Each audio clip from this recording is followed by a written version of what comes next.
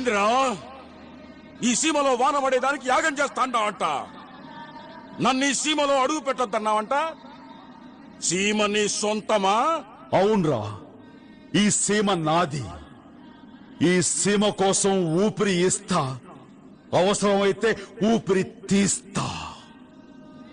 పో, సీమ వదిలి వెళ్ళిపో. నేను జైల్లో ఉన్నాయిడ నా రాజ్యమే నడుస్తా ఉండాదనుకుంటా ఉన్నాన్రా. నువ్వు పెద్దోడివి కాగానే నా వాళ్ళందరినీ ఊచకోత కోసినావుని జైల్లో చేతులు బిసుక్కుంటా కూసున్నాన్రా. ఎప్పుడు బయటికి వస్తానా, ఎప్పుడు నీ పీక కోస్తానా అని. ఏంద్రా, నాకు వార్నింగ్ ఇచ్చి నా సీమకు నన్నే రావద్దంటావా?